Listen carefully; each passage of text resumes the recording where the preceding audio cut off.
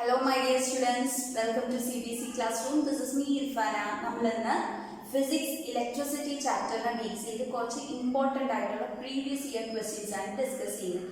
സയൻസിൽ A+ അതായത് 95+ അല്ലെങ്കിൽ ഫിസിക്സിൽ ഒരു 95% അല്ലെങ്കിൽ 95 above% എയിം ചെയ്യുന്ന കുട്ടികൾക്ക് വേണ്ടിയിട്ട് ഫിസിക്സിലെ വരാൻ ചാൻസ് ഉള്ള കുറച്ച് ഓൾറെഡി വന്നിട്ടുള്ള കുറച്ച് പ്രീവിയസ് ക്വസ്റ്റ്യൻസ് അടുത്ത എക്സാംസിന് ഇനി വരാൻ ചാൻസ് ഉള്ള കുറച്ച് ഇമ്പോർട്ടൻറ്റ് ക്വസ്റ്റ്യൻസ് സ്കിപ്പ് ചെയ്യാതെ പഠിക്കേണ്ട നിങ്ങളുടെ ബോർഡ് എക്സാമിന് നല്ല മാർക്ക് സ്കോർ ചെയ്യാൻ ഫിസിക്സിൽ നല്ല ഹൈ സ്കോർ നേടാൻ വേണ്ടിയിട്ട് ഹെൽപ്പ് ചെയ്യുന്ന കുറച്ച് ക്വസ്റ്റ്യൻസ് ഡിസ്കസ് ചെയ്യാൻ വേണ്ടിയിട്ടുള്ളതാണ് ഇന്നത്തെ class.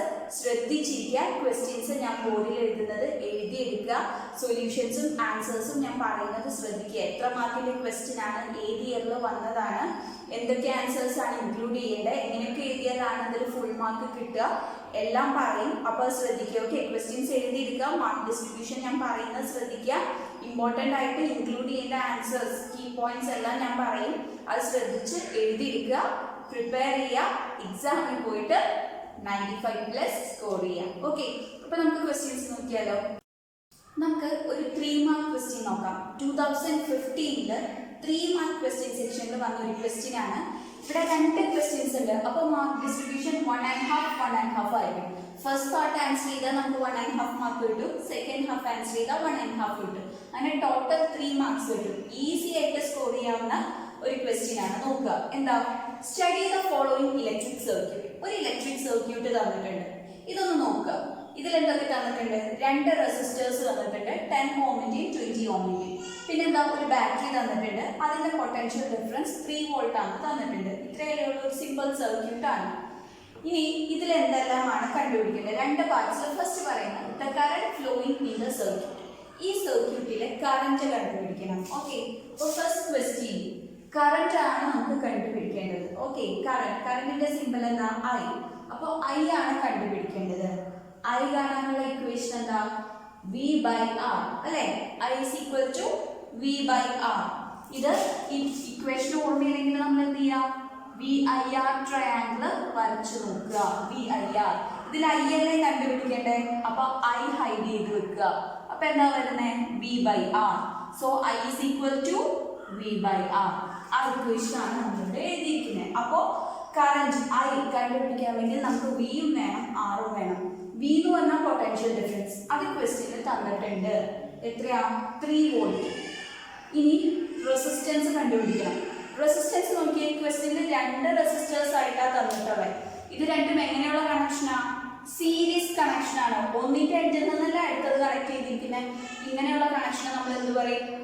Series connection of resistors. Series connection of റെസിസ്റ്റേഴ്സിൽ 2 റെസിസ്റ്റേഴ്സ് വന്നാൽ അവരുടെ ടോട്ടൽ റെസിസ്റ്റൻസ് കണ്ടുപിടിക്കാനുള്ള ഇക്വേഷൻ എന്താ? Total resistance. സീരീസ് കണക്ഷൻ ആയതുകൊണ്ട് വേണം നമ്മൾ RS എന്ന് എഴുതുന്നത്. Total resistance RS is equal to R1 plus R2. ഇവിടെ R1 ഉം R2 എത്രയാ? 10 ohm plus 20 ohm equal to 30 ohm. അപ്പോൾ ഈ ഇക്വേഷനിൽ R എന്താ? 30 ആണ്. So I is equal to V/R. V എന്ന് പറയുന്നത് ക്വസ്റ്റ്യനിൽ തന്നിട്ടുണ്ട് 3 വോൾട്ട് ബൈ റെസിസ്റ്റൻസ് ഇപ്പൊ കണ്ടുപിടിച്ചു 30. 3/30 ആംപിയർ അല്ലേ? 330 എത്ര ടൈംസ് പോകും? 3 ടൈംസ് പോകും. അല്ല സോറി, 3 × 10 ആണ് 30 അല്ലേ? 330 10 ടൈംസ് പോകും. അപ്പോൾ ക്യാൻസൽ ചെയ്തപ്പോൾ 1/10. So equal to 1/10 ampere. 1/10 ampere നമുക്ക് വേണമെങ്കിൽ എങ്ങനെ എഴുതാം? 0.1 ആംപിയർ എന്ന് എഴുതാം അല്ലേ? ഇങ്ങനെ എഴുതിയാലും തെറ്റില്ല. ഫൈനൽ ആൻസർ ഡെസിമൽ വാല്യൂ എഴുതുകയാണെങ്കിൽ കുറച്ചുകൂടി നല്ലത് അതാണ്. ഓക്കെ, അപ്പോൾ 1/10 ആംപിയർ അല്ലെങ്കിൽ 0.1 ആംപിയർ കിട്ടി. എന്താ കിട്ടിയേ? കറന്റ് അല്ലേ? കറന്റ് കണ്ടുപിടിക്കാനുള്ള ഇക്വേഷൻ ആയിരുന്നു. ഇനി നിങ്ങളിവിടെ 1/10 അല്ലെങ്കിൽ 0.1 എന്ന് എഴുതി ഇങ്ങനെ നിർത്തി എന്ന് വിചാരിക്കും. നിങ്ങൾക്ക് 1.5 പകരം 1 മാർക്കേ കിട്ടുകയുള്ളൂ. കാരണം എന്താ? ആംപിയർ യൂണിറ്റ് എടുത്തെഴുതണം. അല്ലെങ്കിൽ 1.5 മാർക്കിന്റെ ക്വസ്റ്റ്യൻ നിങ്ങൾക്ക് 1 മാർക്കേ കിട്ടുകയുള്ളൂ. ഹാഫ് മാർക്ക് യൂണിറ്റ് എഴുതിയില്ലെങ്കിൽ അവിടെ പോകാൻ ചാൻസ് ഉണ്ട്. ഓക്കെ, എപ്പോഴും യൂണിറ്റും കൂടി എഴുതാം. ഇവിടെ കണ്ടുപിടിക്കാൻ പറഞ്ഞിരിക്കുന്ന കറന്റ് ആണല്ലോ, കറന്റിന്റെ യൂണിറ്റ് ആംപിയർ ആണ്. അപ്പോൾ കിട്ടുന്ന ആൻസറിലൊപ്പം ആംപിയർ എന്നുള്ളത് ചേർക്കണം. യൂണിറ്റ് എഴുതിയാലേ പ്രോബ്ലംസ് ഒക്കെ ചെയ്യുമ്പോൾ നമുക്ക് ഫുൾ മാർക്ക് കിട്ടുകയുള്ളൂ. അപ്പോൾ ഫസ്റ്റ് സെക്ഷൻ മനസ്സിലായല്ലോ. അപ്പോൾ 1.5 മാർക്ക്. ഓക്കെ, ഇനി നമുക്ക് സെക്കൻഡ് സെഷൻ നോക്കാം. സെക്കൻഡ് ക്വസ്റ്റ്യൻ എന്താ പറഞ്ഞിരിക്കുന്നത്? Find the potential difference across 10 ohm resistor. അതായത് ഈ സർക്യൂട്ടിൽ 2 റെസിസ്റ്റേഴ്സ് ഉണ്ടല്ലോ, അതിൽ 10 ഓം റെസിസ്റ്ററിന്റെ അക്രോസ് ഉള്ള പൊട്ടൻഷ്യൽ ഡിഫറൻസ് V ആണ് കണ്ടുപിടിക്കേണ്ടത്. അപ്പോൾ സെക്കൻഡ് ക്വസ്റ്റ്യൻ നോക്കാം. കണ്ടുപിടിക്കേണ്ടത് എന്താ? പൊട്ടൻഷ്യൽ ഡിഫറൻസ് ആണ്. Potential difference V is equal to equation എന്താ? V is equal to IR അല്ലേ? ഈ ട്രയാങ്കിൾ അഗൈൻ നമ്മൾ ഈ ട്രയാങ്കിൾ വരച്ചു നോക്കുമ്പോൾ VIR നമുക്ക് എന്താ കണ്ടുപിടിക്കേണ്ടത്? V ആണ് കണ്ടുപിടിക്കേണ്ടത്. അപ്പോൾ V ഇങ്ങനെ ഹൈഡ് ചെയ്ത് വെച്ചാൽ ബാക്കി എന്താ വരുന്നത്? IR. അപ്പോൾ V is equal to IR. അപ്പോൾ I നമ്മൾക്ക് ഫസ്റ്റ് പാർട്ട് സോൾവ് ചെയ്തപ്പോൾ ഐയുടെ വാല്യൂ കിട്ടിയിട്ടുണ്ടായിരുന്നു 0.1 ആംപിയർ ഇൻറ്റു റെസിസ്റ്റൻസ് നമുക്ക് ഈ ടോട്ടൽ റെസിസ്റ്റൻസ് എടുക്കേണ്ട, കാരണം ക്വസ്റ്റ്യനിൽ 10 ഓം റെസിസ്റ്ററിന് എടുത്ത് പറഞ്ഞിട്ടുണ്ട്. അപ്പോൾ ഈ 10 ഓം റെസിസ്റ്ററിന്റെ റെസിസ്റ്റൻസ് മാത്രം എടുത്താൽ മതി. എത്രയാ? 10 ഓം. അപ്പോൾ 10 0.1 into 10 ചെയ്യുമ്പോൾ ഡെസിമൽ മൾട്ടിപ്ലിക്കേഷൻ തെറ്റിപ്പോവരുത്, ഇങ്ങനെ നോക്കിയാൽ മതി. 1 into 10 എത്രയാ? 10. ഇവിടെ ഒരു ഡെസിമൽ പോയിന്റ് ഉണ്ടല്ലോ, സോ ഇവിടെ ഒരു ഡെസിമൽ ഇടണം. 1.0 മീൻസ് 1. അപ്പോൾ എത്രയാണ് പൊട്ടൻഷ്യൽ ഡിഫറൻസ്? 1 വോൾട്ട്. അപ്പോൾ നമുക്ക് പൊട്ടൻഷ്യൽ ഡിഫറൻസ് കിട്ടി. പൊട്ടൻഷ്യൽ ഡിഫറൻസ് ചോദിച്ചിട്ടുണ്ടായിരുന്നു ക്വസ്റ്റ്യനിൽ. പൊട്ടൻഷ്യൽ ഡിഫറൻസിന്റെ equation V is equal to IR ആണ്. I എന്ന് പറയുന്നത് ഫസ്റ്റ് പാർട്ട് സോൾവ് ചെയ്തപ്പോൾ നമുക്ക് കിട്ടിയിരുന്നു 0.1 ആംപിയർ. R ക്വസ്റ്റ്യനിൽ 10 ഓം റെസിസ്റ്ററിന് എടുത്ത് തന്നതുകൊണ്ട് നമ്മൾ 10 ഓം റെസിസ്റ്ററിന്റെ റെസിസ്റ്റൻസ് എടുത്തു, അതായത് 10 ഓം എടുത്തു. 0.1 into 10 ചെയ്യുമ്പോൾ 1 വോൾട്ട്. അപ്പോൾ പൊട്ടൻഷ്യൽ ഡിഫറൻസ് 1 വോൾട്ട് കിട്ടി. അപ്പോൾ സെക്കൻഡ് പാർട്ട് സോൾവ് ആയി. അഗൈൻ 1.5 മാർക്ക് കിട്ടി. അപ്പോൾ 1.5 plus 1.5 3 മാർക്സ് നമുക്ക് ഷുവർ ആയി. അതുപോലെ ഒരു ക്വസ്റ്റ്യൻ ബോർഡ് എക്സാമിന് 3 മാർക്ക് സെക്ഷനിൽ ഉറപ്പായിട്ടും പ്രതീക്ഷിക്കാവുന്നതാണ്. ഓക്കെ, നമുക്ക് നെക്സ്റ്റ് ക്വസ്റ്റ്യൻ നോക്കാം. ഇതും ഒരു 3 മാർക്ക് ക്വസ്റ്റ്യൻ ആണ്. ഇതുപോലെ ഫിഗർ ഉള്ള ക്വസ്റ്റ്യൻസ് ക്വസ്റ്റ്യൻ പേപ്പറിൽ കാണാറുണ്ട്. വെരി ഇമ്പോർട്ടൻ്റ് ആണ്, ശ്രദ്ധിച്ചിരിക്കുക. ഇതുപോലെയുള്ള പ്രോബ്ലം ചെയ്യാൻ അറിയുമെങ്കിൽ ഈസി ആയിട്ട് 3 മാർക്സ് സ്കോർ ചെയ്യാം. അതായത് ഇവിടെ ഒരു സർക്യൂട്ട് തന്നിട്ടുണ്ട്. ഇതിലെ ഫൈൻഡ് ദ കറന്റ് ഡ്രോൺ എന്നാണ് പറഞ്ഞിരിക്കുന്നത്. ഇതിലെ കറന്റ് ആണ് കണ്ടുപിടിക്കേണ്ടത്. അപ്പോൾ കറന്റ് കാണാനുള്ള ഇക്വേഷൻ എന്താ? I is equal to V/R. Okay, current ആണ് കണ്ടുപിടിക്കേണ്ടത്. കറന്റിന്റെ ഇക്വേഷൻ എന്താ? I is equal to V/R. ഇതിൽ B പൊട്ടൻഷ്യൽ ഡിഫറൻസ് ക്വസ്റ്റ്യനിൽ തന്നിട്ടുണ്ട്. എത്രയാ? 3 വോൾട്ട്. അപ്പോൾ 3 വോൾട്ട് ബൈ റെസിസ്റ്റൻസ് എന്ന് പറഞ്ഞു കഴിഞ്ഞാൽ ഈ 4 എണ്ണത്തിന്റെ കൂടെ ടോട്ടൽ റെസിസ്റ്റൻസ് ആണ് എഴുതേണ്ടത്. അപ്പോൾ അത് നമുക്ക് കണ്ടുപിടിച്ചിട്ട് വേണം. അപ്പോൾ ടോട്ടൽ റെസിസ്റ്റൻസ് കണ്ടുപിടിക്കാം. ഇങ്ങനെയുള്ള ഫിഗർ വരുമ്പോൾ എന്ത് ചെയ്യണമെന്ന് വെച്ചാൽ ഈ 3 എണ്ണം സീരീസ് കണക്ഷനിൽ എടുക്കണം. അതായത് ഇതിന്റെ എൻഡിൽ നിന്നാണ് ഇതിന്റെ എൻഡിൽ നിന്നാണ് ഇത് കണക്ട് ചെയ്തിരിക്കുന്നത്. എൻഡ് ടു എൻഡ് കണക്ഷൻ വരുമ്പോൾ സീരീസ് കണക്ഷൻ. പക്ഷേ ഇത് രണ്ടും സെപ്പറേറ്റ് ടെർമിനൽസിലോട്ട് പോകുന്നു എന്നുള്ള രീതിയിൽ നമുക്ക് ഇതിനെ സീരീസ് ആയിട്ട് എടുക്കാൻ പറ്റില്ല. അപ്പൊ എന്ത് ചെയ്യും? 3 എണ്ണത്തിന് നമ്മൾ സീരീസ് കണക്ഷനിൽ എടുക്കും. എന്നിട്ട് ഈ 3 എണ്ണത്തിന്റെ കൂടെ ടോട്ടൽ കിട്ടുന്ന റെസിസ്റ്റൻസ് ഉണ്ടല്ലോ, അതും ഈ 4ത്തും കൂടി പാരലൽ ആയിട്ട് എടുക്കും. ഓക്കെ, ഈ 3 എണ്ണത്തിന്റെ കൂടെ ഇക്വാലന്റ് ഈ 4ത്തിന് പാരലൽ ആയിട്ടായിരിക്കും ആക്ട് ചെയ്യുക. ഓക്കെ, അപ്പോൾ ഈ 3 എണ്ണം സീരീസ് കണക്ഷനിലാണ്. നമുക്കപ്പോൾ RS കാണാം. RSന്റെ ഇക്വേഷൻ എന്താ? R1 plus R2 plus R3. അതായത് ഇവിടെ 10 plus 10 plus 10 അതെ, 10 plus 10 plus 10 equal to 30 ohm. ഇനി ഇപ്പൊ കിട്ടിയ 30 ohm ഉണ്ടല്ലോ, അത് ഈ 4th വണ്ണിന് പാരലൽ ആണ്. അപ്പൊ ഇക്വലന്റ് റെസിസ്റ്റൻസ് കണ്ടുപിടിക്കാൻ നമ്മൾ ഏത് ഇക്വേഷൻ ഉപയോഗിക്കണം? Parallel combination equation. 1/Rp is equal to എന്താ? ഈ 4th വൺ 1/R4 പ്ലസ് ഈ 3ന്റെയും കൂടെ നമുക്ക് ഇക്വാലന്റ് കിട്ടിയിരുന്നില്ലേ, അത് 3ന്റെയും കൂടെ ഇക്വാലന്റ് കിട്ടിയത് എത്രയായിരുന്നു? 30. അപ്പോൾ 1/30. കാരണം ഇക്വേഷൻ ഇങ്ങനെയാണ്, 1/Rp is equal to 1/R1 plus 1/R2. അപ്പോൾ ഇവിടെ പാരലൽ കോമ്പിനേഷനിൽ കാണാൻ ഈ 4th വൺ അതാണ് 1/R4 പ്ലസ് ഈ 3 എണ്ണത്തിന്റെയും കൂടെ ഇക്വാലന്റ് ആണ് ഇതിന് പാരലൽ ആയിട്ട് ആക്ട് ചെയ്യുന്നത്. അത് എത്രയായിരുന്നു കിട്ടിയത്? 30. അപ്പോൾ 1/30. ഇവിടെ R4 എത്രയാ?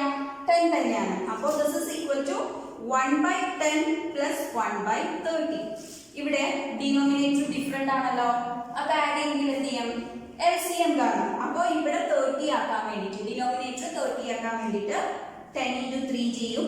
ഡിനോമിനേറ്ററിൽ into 3 ചെയ്യുമ്പോൾ ന്യൂമറേറ്ററിലും മൾട്ടിപ്ലൈഡ് ബൈ 3 ചെയ്യും. അപ്പോൾ 1 into 3 എത്രയായി? 3. അപ്പോൾ this is equal to 3/30 ആവും. ഇവിടെ 3/30 plus 1/30 എത്രയാ 4/30 കിട്ടി. ഈ 4/30 എന്ന് പറഞ്ഞാൽ 1/RP ആണ്.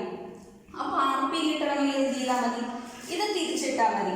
RP is equal to 30/4. Okay, 30/4. ഇതിനെ കട്ട് ഷോർട്ട് ചെയ്യുമ്പോൾ എന്ത് വരും? 30നെ 2 കൊണ്ട് ഡിവൈഡ് ചെയ്താൽ 15. 4നെ 2 കൊണ്ട് ഡിവൈഡ് ചെയ്താൽ 2. 15/2 എത്രയാ? 7.5. അപ്പോ ടോട്ടൽ റെസിസ്റ്റൻസ് അഥവാ ഇക്വലന്റ് റെസിസ്റ്റൻസ് എത്രയാ ഇവിടെ? 7.5. അപ്പോൾ ഈ ഇക്വേഷനിൽ നമ്മൾ ഇവിടെ എത്രയാ കൊടുക്കേണ്ടത്? 7.5. അപ്പോൾ I is equal to 3/7.5. ഇനി നമുക്ക് എന്ത് ചെയ്യാം? ഈ ഡെസിമൽ കളയണം അല്ലെ? ചെയ്യാൻ എളുപ്പത്തിന് വേണ്ടിയിട്ട് I is equal to ഇപ്പൊ നമുക്ക് 3/7.5 എന്ന് കിട്ടിയല്ലോ. ഡെസിമൽ കളയണമെങ്കിൽ എന്ത് ചെയ്താൽ മതി? ഇവിടെ ഒരു 10 കൊണ്ട് മൾട്ടിപ്ലൈ ചെയ്താൽ മതി. ഡിനോമിനേറ്ററിൽ 10 കൊണ്ട് മൾട്ടിപ്ലൈ ചെയ്യുമ്പോൾ ന്യൂമറേറ്ററിലും 10 കൊണ്ട് മൾട്ടിപ്ലൈ ചെയ്യണം. അപ്പൊ എത്രയായി? 30/75. ഇത് രണ്ടിനെയും 5 കൊണ്ട് ക്യാൻസൽ ചെയ്തൂടെ? 30ൽ 5 എത്ര തവണ പോകും? 6 ടൈംസ്. 75 5 × 15 ആണ്. ഓക്കെ, അപ്പോ 6/15 കിട്ടി. ഈ 6/15 നമുക്ക് 3 കൊണ്ട് കട്ട് ചെയ്തൂടെ? 3 6ൽ എത്ര ടൈംസ് പോകും? 2 ടൈംസ്. 3 15ൽ എത്ര ടൈംസ് പോകും? 3 5 15. അപ്പൊ 5. 2/5 ആംപിയർ. ഇതാണ് ആൻസർ. നിങ്ങൾക്ക് വേണമെങ്കിൽ ഈ 2/5 എന്ന് ചെയ്തിട്ട് കിട്ടുന്ന ഡെസിമൽ എഴുതാം. എത്ര വരും? 0.4 അല്ലെ? 0.4 ആംപിയർ എന്ന് എഴുതാം. അല്ലെങ്കിൽ ഇങ്ങനെ സ്റ്റോപ്പ് ചെയ്താലും കുഴപ്പമില്ല. അപ്പോൾ ഈ ഒരു സർക്യൂട്ടിലെ കറണ്ട് നമുക്ക് I is equal to എത്ര കിട്ടി? 2/5 ആംപിയർ. അപ്പോൾ I കാണാൻ നമ്മൾ ഇവിടെ ഉപയോഗിച്ച ഇക്വേഷൻ എന്താ? V/R ആണ്. V ക്വസ്റ്റ്യൻ ഓൾറെഡി തന്നിട്ടുണ്ട് 3 വോൾട്ട് എന്ന്. R എന്ത് ചെയ്തു? നമ്മൾ കണ്ടുപിടിച്ചു. R കണ്ടുപിടിക്കുന്നതാണ് ശ്രദ്ധിക്കേണ്ടത്. 3 എണ്ണം നമ്മൾ സീരീസ് ആയിട്ട് എടുത്തു. അപ്പോൾ R is equal to R1 + R2 + R3. ഈ കിട്ടിയതിനെ 4th വണ്ണിന് പാരലൽ ആയിട്ട് എടുത്തു. അപ്പോഴാണ് 1/10 + ആ ഇക്വലന്റ് റെസിസ്റ്റൻസ് 1/30 വന്നത്. എന്നിട്ട് കിട്ടിയ റെസിസ്റ്റൻസിന്റെ വാല്യൂ ഈ ഇക്വേഷനിൽ സബ്സ്റ്റിറ്റ്യൂട്ട് ചെയ്തു. എന്നിട്ട് കട്ട് ഷോർട്ട് ചെയ്ത് 380. അപ്പൊ ഈ ഒരു പ്രോബ്ലം, ഇതുപോലത്തെ നെറ്റ്വർക്കിന്റെ ഒരു പ്രോബ്ലം എക്സാമിന് എക്സ്പെക്ട് ചെയ്യാവുന്നതാണ്. പഠിച്ചു വെക്കുക. 3 മാർക്സ് ഈസി ആയിട്ട് സ്കോർ ചെയ്യാം. നെക്സ്റ്റ് ഒരു 5 മാർക്ക് ക്വസ്റ്റ്യൻ ആണ്. ക്വസ്റ്റ്യൻ കാണുമ്പോൾ ഇത്തിരി ലെങ്തി ആണേ ഉള്ളൂ. ശ്രദ്ധിച്ച് ചെയ്തു കഴിഞ്ഞാൽ നമുക്ക് ഈസി ആയിട്ട് പഠിക്കാൻ പറ്റിയതാണ്. ഈസി ആയിട്ട് 5 മാർക്ക് സ്കോർ ചെയ്യാനും പറ്റും. ഓക്കെ, അപ്പോൾ ഇവിടെ ചെറുതാക്കി എഴുതിയിരിക്കുന്നത് ഇത്തിരി ലെങ്തിയാണ്. ആൻസറും കുറച്ച് ലെങ്തിയാണ്. അപ്പോൾ അതിനുള്ള സ്പേസ് അഡ്ജസ്റ്റ് ചെയ്യാൻ വേണ്ടിയിട്ടാണ് കേട്ടോ. അപ്പോൾ ഫസ്റ്റ് ക്വസ്റ്റ്യൻ എന്താ? What does mean by electric current? നമുക്ക് പാർട്സ് ആയിട്ട് പഠിക്കാം. Okay, what does mean by electric current? Electric current എന്താ? നമ്മൾ ഫസ്റ്റ് ക്ലാസ്സിൽ ഡിസ്കസ് ചെയ്തിരുന്നു. ഒരു പെർട്ടിക്കുലർ ഏരിയയിൽ കൂടി ഒരു യൂണിറ്റ് ടൈമിൽ എത്ര ചാർജ് ഫ്ലോ ചെയ്യുന്നുണ്ടോ അതാണ് ഇലക്ട്രിക് കറന്റ്. അതായത് electric current means the amount of charge flowing through a particular area in a unit time. അപ്പോൾ I is equal to Q/T. അപ്പോൾ ഈ ഡെഫിനിഷൻ എഴുതുക. അതായത് electric current is the amount of charge Q flowing through a particular area in T time അല്ലെങ്കിൽ in unit time. Okay, അതായത് ഒരു particular ടൈമിൽ എത്ര ചാർജ് ഫ്ലോ ചെയ്യുന്നുണ്ടോ അതിനാണ് ഇലക്ട്രിക് കറന്റ് എന്ന് പറയുക. അത് സെന്റൻസ് ആയിട്ട് എഴുതിയതിനു ശേഷം I is equal to Q/T എന്ന് എഴുതുക. അപ്പോൾ അതിന്റെ 1 മാർക്ക് കിട്ടും. What does mean by electric current എന്ന് പറയുമ്പോൾ ആ ഡെഫിനിഷൻ എഴുതിയാൽ ഈ ഒരു ഇക്വേഷൻ എഴുതി കഴിഞ്ഞാൽ 1 മാർക്ക് കിട്ടി. സെക്കൻഡ് ക്വസ്റ്റ്യൻ എന്താ? Name and define it's SI unit. അപ്പോൾ 1 മാർക്ക് കൂടി കിട്ടും. അതായത് ഇലക്ട്രിക് കറന്റിന്റെ SI യൂണിറ്റ് എഴുതുക, അതിനെ ഡിഫൈൻ ചെയ്യാം. ഇലക്ട്രിക് കറന്റിന്റെ SI യൂണിറ്റ് എത്രയാണ്? ആംപിയർ. ഓക്കെ, ഇനി അതിനെ ഡിഫൈൻ ചെയ്യാൻ പറഞ്ഞാൽ ഇലക്ട്രിക് കറന്റിന്റെ ഇക്വേഷൻ നോക്കിയേ. I is equal to Q/T എന്നാണ്. അതിന്റെ അർത്ഥം കറന്റിന്റെ unit ampere. 1 ampere is equal to ചാർജിന്റെ യൂണിറ്റ് എത്രയാ? കൊളൂം. അപ്പോൾ 1 കൊളൂം ബൈ ടൈമിന്റെ SI യൂണിറ്റ് എത്രയാ? സെക്കൻഡ്. അപ്പോൾ 1 second. 1 ampere is equal to 1 കൊളൂം per 1 second. അതാണ് ഇതിന്റെ SI യൂണിറ്റിന്റെ ഡെഫിനിഷൻ. ഓക്കെ, ഇലക്ട്രിക് കറന്റിന്റെ SI യൂണിറ്റ് എന്താണെന്ന് ചോദിച്ചാൽ ആംപിയർ ആണെന്ന് പറയണം. SI യൂണിറ്റിനെ ഡിഫൈൻ ചെയ്യാൻ പറഞ്ഞാൽ ഇതാണ് എഴുതേണ്ടത്. അതായത് when 1 coulomb of charge is flowing in 1 second, there will be 1 ampere current. ഈ ഒരു ഇക്വേഷൻ എഴുതാം, അതിൽ നിന്ന് ഈ ഒരു ഇക്വേഷൻ എഴുതാം, എന്നിട്ട് സെന്റൻസ് എഴുതാം. അതായത് 1 സെക്കൻഡിൽ 1 coulomb ചാർജ് ഫ്ലോ ചെയ്യുമ്പോഴാണ് അവിടെ 1 ആംപിയർ കറന്റ് ഉണ്ടാവുന്നത്. ഓക്കെ, അപ്പോൾ ഒരു മാർക്ക് കൂടി കിട്ടി. ഇലക്ട്രിക് കറന്റിന്റെ ഡെഫിനിഷൻ എഴുതിയാൽ ഒരു മാർക്ക് കിട്ടും. SI യൂണിറ്റ് പ്ലസ് അതിന്റെ ഡെഫിനിഷൻ ഈ ഒരു ഇക്വേഷൻ എഴുതിയാൽ ഒരു മാർക്ക് കിട്ടും. അപ്പൊ 2 മാർക്കായല്ലോ. ഇനി ഒരു question. In A conductor electrons flow from B to A. ഒരു കണ്ടക്ടറിലെ ഒരു കണ്ടക്ടർ ഇതൊരു കണ്ടക്ടർ ആണെന്ന് വിചാരിക്കും. A B. ബിയിൽ നിന്ന് എയിലോട്ടാണ് ഇലക്ട്രോൺസ് ഇങ്ങനെ ഫ്ലോ ചെയ്യുന്നത്. അങ്ങനെയാണെങ്കിൽ കൺവെൻഷണൽ കറന്റിന്റെ ഡിറക്ഷൻ എന്തായിരിക്കും? ഇലക്ട്രോൺസ് ഫ്ലോ ചെയ്യുന്നതിന്റെ ഓപ്പോസിറ്റ് ആയിരിക്കും എപ്പോഴും കറന്റിന്റെ ഡിറക്ഷൻ. അപ്പൊ ഇവിടെ ഇലക്ട്രോൺസ് B to A ആണ് ഫ്ലോ ചെയ്യുന്നതെന്ന് പറയുന്നുണ്ട്. അപ്പൊ കറന്റിന്റെ ഡയറക്ഷൻ എന്തായിരിക്കും? A to B. ഓക്കെ. ഇനി അപ്പോ ഈ ഡിറക്ഷൻ പറഞ്ഞാൽ നമുക്ക് അവിടെ 1 മാർക്ക് സ്കോർ ചെയ്യാം. ഇനി വെറുതെ ആൻസർ എഴുതിയാൽ പോരാ, ഒരു കാര്യം ഇവിടെ പറയുന്നുണ്ട്. എന്താ? Give justification. Electrons B to A ന്ന് ഫ്ലോ ചെയ്യുന്നത് കൊണ്ട് നമ്മൾ പറഞ്ഞു കറന്റിന്റെ ഡിറക്ഷൻ A to B. അപ്പൊ അതിന്റെ ജസ്റ്റിഫിക്കേഷൻ റീസൺ എഴുതണം. എന്താ റീസൺ? പണ്ട് കാലത്ത് കൺവെൻഷനലി നമ്മൾ ആദ്യം കണ്ടുപിടിച്ചത് എന്താ? കറന്റ് എന്ന് പറഞ്ഞു കഴിഞ്ഞാൽ പോസിറ്റീവ് ചാർജ്ഡ് പാർട്ടിക്കിൾസിന്റെ ഫ്ലോ ആണ്. അപ്പൊ പോസിറ്റീവ് ചാർജ്ഡ് പാർട്ടിക്കിൾസ് പോകുന്ന ഡിറക്ഷൻ ആണ് കറന്റിന്റെ ഡിറക്ഷൻ എന്നാണ് ആദ്യം കണ്ടുപിടിച്ചിരുന്നത്, സയന്റിസ്റ്റുകൾ യൂസ് ചെയ്തിരുന്നത്. പിന്നീടാണ് പോസിറ്റീവ് ചാർജ്ഡ് പാർട്ടിക്കിൾസിന്റെ അല്ല നെഗറ്റീവ് ചാർജ്ഡ് പാർട്ടിക്കിൾസ് ആയിട്ടുള്ള ഇലക്ട്രോൺസ് ഫ്ലോ ചെയ്യുമ്പോഴാണ് കറന്റ് ഉണ്ടാവുന്നതെന്ന് പഠിച്ചത്. ഓക്കെ. അപ്പൊ current negative charged particles flow ചെയ്യുമ്പോഴാണ് കറന്റ് ഉണ്ടാവുന്നത്. പക്ഷെ നമ്മൾ ആദ്യം കണ്ടുപിടിച്ച ഡിറക്ഷൻ ഉണ്ടല്ലോ, അത് മാറ്റില്ല. ഡിറക്ഷൻ ഇപ്പോഴും പോസിറ്റീവ് ചാർജ്ഡ് പാർട്ടിക്കിൾസിന്റെ ഡിറക്ഷൻ ആണ് കറന്റിന് എടുക്കുന്നത്. അതായത് നെഗറ്റീവ് ചാർജിന്റെ ഓപ്പോസിറ്റ്, അതായത് ഇലക്ട്രോൺസ് ഫ്ലോ ചെയ്യുന്നതിന്റെ ഓപ്പോസിറ്റ് ഡിറക്ഷൻ ആയിട്ടാണ് കറന്റ് എടുക്കുന്നത്. അതുകൊണ്ടാണ് ഇലക്ട്രോൺസ് A to B ആണ്, electrons B to A flow ചെയ്യുന്നത് കൊണ്ട് കറന്റ് A to B ആണ് പറയുന്നത്. അപ്പൊ റീസൺ എന്ത് എഴുതണം? കറന്റിന്റെ ഡിറക്ഷൻ ആയിട്ട് നമ്മൾ എടുക്കുന്നത് പോസിറ്റീവ് ചാർജ്ഡ് പാർട്ടിക്കിൾസിന്റെ ഡിറക്ഷൻ ആണ്. അതായത് നെഗറ്റീവ് ചാർജ്ഡ് പാർട്ടിക്കിൾസിന്റെ ഓപ്പോസിറ്റ്, അതായത് ഇലക്ട്രോൺസ് ഫ്ലോ ചെയ്യുന്നതിന്റെ ഓപ്പോസിറ്റ് ഡിറക്ഷൻ. അതുകൊണ്ടാണ് ഇവിടെ electrons B to A flow ചെയ്യുമ്പോൾ electric current A to B ആണെന്ന് പറയുന്നത്. ഇതാണ് ജസ്റ്റിഫിക്കേഷൻ എഴുതേണ്ടത്. ഓക്കെ. അപ്പൊ ഇതൊരു മാർക്കിന്റെ ക്വസ്റ്റ്യൻ. SI യൂണിറ്റ് അഗൈൻ ഒരു മാർക്കിന്റെ ക്വസ്റ്റ്യൻ. പിന്നെന്താ? ഈ ഡിറക്ഷനും അതിന്റെ ജസ്റ്റിഫിക്കേഷനും കൂടെ 1 മാർക്ക് അല്ലെങ്കിൽ 2 മാർക്ക്. അങ്ങനെയാണെങ്കിൽ ഇവിടെ 3 മാർക്ക് വന്നു. ഇവിടെ 3 മാർക്കാണെങ്കിൽ പിന്നെ ഈ ഉള്ള ഒരു പ്രോബ്ലത്തിന് 2 മാർക്കായിരിക്കും. അങ്ങനെ 3+2 ആയിരിക്കാം ഈ ഇവിടെ മാർക്ക് ഡിസ്ട്രിബ്യൂഷൻ വരുന്നത് കേട്ടോ. ഓരോ ക്വസ്റ്റ്യനും 1 1 1 വെച്ച് 3 പ്ലസ് ഈ ലാസ്റ്റത്തെ പ്രോബ്ലത്തിന് 2. അങ്ങനെ ചെയ്യുമ്പോഴായിരിക്കും നിങ്ങൾക്ക് ഇവിടെ 5 മാർക്സ് കിട്ടുക. അപ്പോൾ ഈ ലാസ്റ്റത്തെ ഈ ഒരു പ്രോബ്ലം കൂടി നോക്കാം. നമുക്ക് ക്വസ്റ്റ്യൻ്റെ ഓരോ പാർട്ടും നമ്മൾ ആൻസർ ചെയ്ത് വരണം. അപ്പോൾ നമ്മൾ 3 പാർട്ട് ആൻസർ ചെയ്ത് കഴിഞ്ഞു. 4ാമത്തെ പാർട്ടാണ് ഈ ഒരു പ്രോബ്ലം. നമുക്ക് ഈ ഒരു പ്രോബ്ലം സോൾവ് ചെയ്യാം. ഓക്കെ, സിമ്പിൾ ആണ്. അപ്പോൾ ഈ ഒരു 5 മാർക്ക് ക്വസ്റ്റ്യൻ്റെ സെക്കൻഡ് പാർട്ട് നോക്കാം നമുക്ക്. അതായത് എന്താണ്? ഒരു പ്രോബ്ലം ആണ്. A steady current of 1 ampere flows through a conductor. ഒരു കണ്ടക്ടറിലൂടെ 1 ampere കറന്റ് ഫ്ലോ ചെയ്യുന്നുണ്ട്. അപ്പോൾ I തന്നിട്ടുണ്ട് 1 ampere. പിന്നെന്താ? Calculate the number of electrons that flows through the conductor in 1 second. അപ്പോൾ ടൈം തന്നിട്ടുണ്ട് എത്രയാ? 1 second. ഇനി നമുക്ക് നമ്പർ ഓഫ് ഇലക്ട്രോൺസ് ആണ് കണ്ടുപിടിക്കേണ്ടത്. ഓക്കെ, നമ്പർ ഓഫ് ഇലക്ട്രോൺസ് കണ്ടുപിടിക്കണമെങ്കിൽ ആദ്യം ടോട്ടൽ ചാർജ് എത്രയാണെന്ന് അറിഞ്ഞിരിക്കണം. കാരണം നമ്പർ ഓഫ് ഇലക്ട്രോൺസ് ഇക്വേഷൻ എന്താ? Total charge by charge on 1 electron. Okay, charge on 1 electron. Total charge by charge on 1 electron ചെയ്യുമ്പോഴാണ് നമുക്ക് നമ്പർ ഓഫ് ഇലക്ട്രോൺസ് കിട്ടുക. ടോട്ടൽ ചാർജ് നമുക്ക് കണ്ടുപിടിക്കണം. ചാർജ് ഓൺ 1 ഇലക്ട്രോൺ തന്നിട്ടുണ്ട്. എത്രയാ? 1.6 × 10⁻⁻90. ഇലക്ട്രോൺ എപ്പോഴും നെഗറ്റീവ് ചാർജ് ആയിരിക്കും. നമ്മൾ നെഗറ്റീവോ പോസിറ്റീവോ എന്നുള്ളതല്ല നോക്കുന്നത്, നമ്മൾ ആ മാഗ്നിറ്റ്യൂഡ് ആണ് നോക്കുന്നത്. എത്രയാണ്? 1.6 × 10⁻90. ഓക്കെ, അപ്പോൾ ഇവിടെ നമുക്ക് നമ്പർ ഓഫ് ഇലക്ട്രോൺസ് കണ്ടുപിടിക്കണമെങ്കിൽ ടോട്ടൽ ചാർജ് വേണം, 1 ഇലക്ട്രോണിന്റെ ചാർജ് വേണം. 1 ഇലക്ട്രോണിന്റെ ചാർജ് ക്വസ്റ്റ്യനിൽ തന്നിട്ടുണ്ട്. അപ്പൊ ഈ ടോട്ടൽ ചാർജ് കിട്ടിയാൽ മതി. അതായത് Q ആണ് കാണേണ്ടത് അല്ലേ? അപ്പോൾ നമുക്ക് ടോട്ടൽ ചാർജ് Q ആണ് വേണ്ടത്. Q എന്താ? Q = IT ആണ്. IT എന്ന് പറയുമ്പോൾ I ഇവിടെ എത്രയാ? 1 ആംപിയർ ഇൻറ്റു ടൈം എത്രയാ? 1 സെക്കൻഡ്. 1 × 1 എന്ന് പറയുമ്പോൾ 1. അപ്പോൾ 1 കൊള്ളും. ടോട്ടൽ ചാർജ് ഇവിടെ എത്രയാ 1 coulomb ആണ്.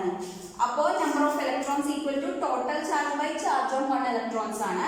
ടോട്ടൽ ചാർജ് എത്രയാ 1 coulomb by charge on 1 electron എത്രയാ 1.6 into 10 raised to minus 19 coulomb അല്ലേ.